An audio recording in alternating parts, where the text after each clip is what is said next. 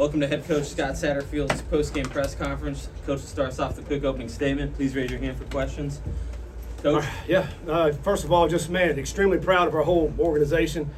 You know, from the moment our season ended last year, in our off season, we talked about this game. We had it circled. We talked about it all throughout winter workouts, through spring practice, through the summer, and we had different guys that had played in this program, that are still on this team, that have played in this game, to speak to what it means to win this game. And we brought people from the outside that played at Cincinnati. I mean, just so many different things that we did to embody what it means for this game.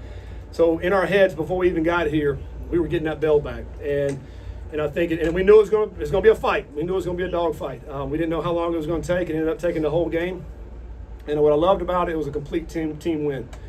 Offense, defense, and kicking. Can't say enough about the fight for those guys. I mean, it wasn't beautiful. We still gave up some deep shots for touchdowns that obviously we don't like. But I think in true form, Corey Connor did what he does. He runs the ball so hard, he breaks tackles. He ended up over 100 yards again today. Xavier Henderson, Joe Royer, two of our top targets, I thought had big days today. I mean, Joe scored 2 touchdowns, and neither one of them counted, which is unfortunate. 2 of the oddest plays. Xavier was very solid again today. I thought Brendan played a very solid game as well. And then our special teams was huge today. We have not been complete in our special teams thus far, but we covered well. We get a turnover on the punt team.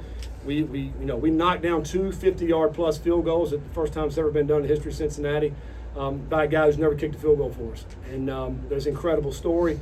Nathan Hawks, what he was able to accomplish today. But I'm going to tell you, it just goes to show you, if you work hard, you keep doing what you're supposed to do, when you get your opportunity, you're going to shine. And that's what he did. He never said anything. He just kept kicking. All camp did a great job for us, and never knew when your number was going to get called. And he got called today in a big-time way to be able to make these 2 field goals. So I'm really proud of him. And now it sets us up for our conference season starts next week with Houston. Did you sense a different attitude in the locker room before this game today compared to the first 2 games of the season?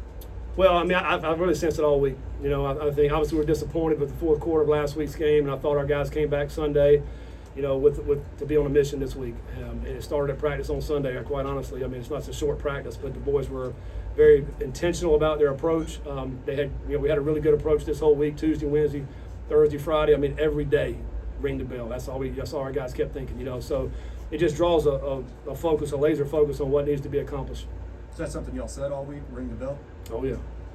We wanted to ring the bell. And that's downstairs is what you kept hearing. As soon as we got it, they just kept ringing it. I mean, when you work so hard, and that's, obviously this game has been around for a long time. It was the 128th meeting, and now we're on top, 61, 60, and 7. And so we just put a huge emphasis on it, and we were not leaving until we got the bell. How often did you hear that this week? We heard it a lot. Every time somebody broke it down as a team, that's what it was ring the bell. Every time somebody got up to speak, that's what you heard. It was just, just a laser focus on getting this bell. When did you tell Hawks, and are you shocked? I mean, your first 2 field goals, 50 and 55, yeah. Those are long. Well, I mean, again, I said this maybe at the press conference on Tuesday that we were competing. We compete at every position, but we're obviously the kicker situation. We needed to be able to compete for that. And we saw practice Tuesday, Wednesday, as we got into Thursday, and then really I think yesterday told Nathan he was going, and and then you never know when your number's going to get called, man. It happened to be 2 long ones out here today, but when he puts his head down, and when you don't even have to look at the ball, you can hear it when you hear that thump, you know what's going in. I mean, he's been very confident in his approach, which I obviously love, and he didn't waver today. Your defense bent but didn't break in the second half. What was the challenge to them on the sideline to not have a repeat of last week? Yeah, when we got up 2 scores, I mean, I think they took a 14 or 15 play drive, went down the field, but we wanted to make them have to earn that, not give up a quick one. And they ended up scoring, going for 2, didn't get it. That was big for our defense to hold them there, to keep it with 8 points. And then they get the ball back and they drive down again. We stop them on 4th down. I mean, this game is crazy. I mean, sometimes teams are going to move the ball on you, but if you keep them out of the end zone, it gives you a chance to win. I mean, even their first drive, I think it was their first drive, they threw a pick. We intercepted down near the end zone. So, obviously we're not where we need to be yet defensively, but it's certainly a step in the right direction. I think our run defense was pretty good today. We kept them and made them one-dimensional. Obviously we got to just stay on top. I mean, we gave up a couple of those throws. Not the number 15 is a solid player. I mean, he made a couple contested vertical throws. made some good catches there. And Gabbert's, man, he's a 6-year player.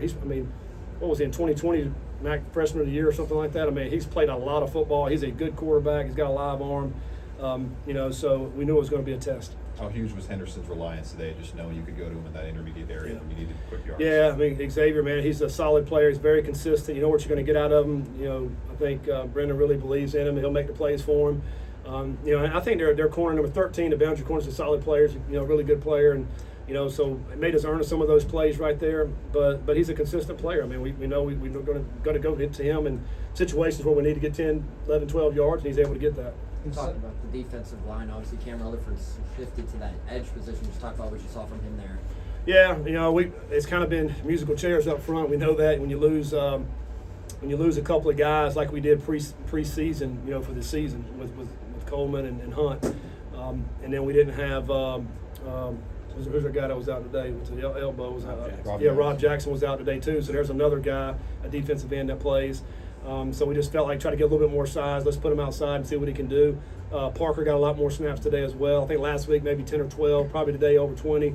Really just trying to find some guys that we can get in there, even though they're young and inexperienced, just to get in there and mix it up and make some plays. So overall I think he played solid. When you call the play for Pryor, is that one that you feel pretty confident that he's going to take it, or is that just all him? Yeah, we ran that early in the game and Pryor hit it. We missed the block out on the perimeter, but I think he got 6 yards. It was the first drive. So, we came back to it because they just over-pursuing.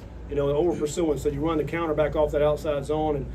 And I thought also at the time we had wore their defense down. So right before half, I think we had a 14 or 15 play drive, maybe 8 or 9 minutes, went 95 yards and didn't get any points. But I did think we wore them down. We came back out in the second half and had another 15-play drive. And at that point, I think they were a little bit tired. And then we hit that counter on them. And I think when he hit the edge, if you go back and watch it, he outruns an inside linebacker and a free safety to get to the perimeter.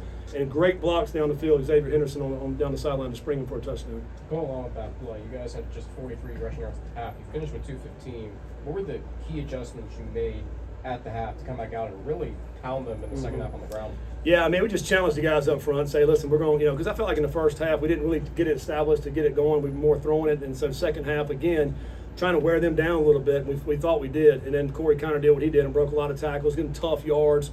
Even the last field goal, he broke some great tackles to get all the way down and get in the field goal range to wear them down. It was amazing that you end up over 200 yards rushing when we were struggling, I think, early in the game. But just challenged the boys up front, and they came through for us.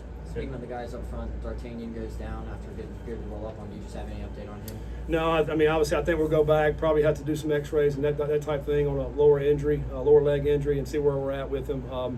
He got dinged up a little bit at the Pitt game as well. I think missed some practice early in this past week, so I'm not sure, maybe the same thing, but we'll have to go back and see.